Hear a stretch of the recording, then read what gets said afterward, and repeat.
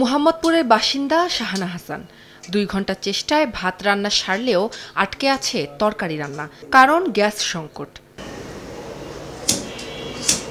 গ্যাসের জন্য হাহাকার ঢাকার বেশিরভাগ এলাকায়। দিনের বেশিরভাগ সময়ে গ্যাস না থাকায় চরম ভোগান্তিতে সময় পার করছেন নগরবাসী।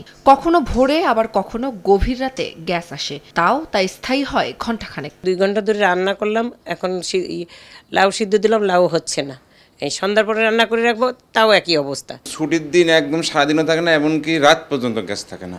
অনেক কষ্ট এবং অনেক ঝামেলা পোহাতে হয় এই রান্না বান্না নিয়ে আমাদেরকে। ভোর পর্যন্ত থাকায় 7টা বাজে আর গ্যাসের চাপ কমে যায়, আর রান্না বাড়ি আর কোনো কিছু করতে পারি না। বাসিন্দারা বলছেন গ্যাস না থাকলেও সময় মতো গুনতে হয় বিল। আমরা সিলিন্ডার কিনছি 1600 টাকা সিলিন্ডার, গ্যাস বিলও দেওয়া লাগে, সিলিন্ডারের বিলও দেওয়া লাগে। বাচ্চারা নিয়ে স্কুলে যেতে হয়, বাচ্চাদের টিফিন বানাইতে পারি না। একটা দিকে গ্যাস আছে, ওরকম করে রান্না করে খাইলে আমরা সকালে কাজে যেতে পারি না।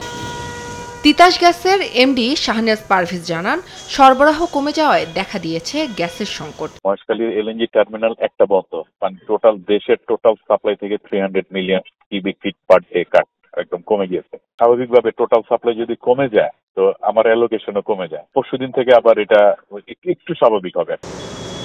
গ্যাস নিতে ফিলিং স্টেশনগুলোতেও দেখা গেছে গাড়ির দীর্ঘ সারি। ভুক্তভোগীরা জানান, ফিলিং স্টেশনে 2 থেকে 3 ঘন্টা অপেক্ষা করেও মিলছে না গ্যাস।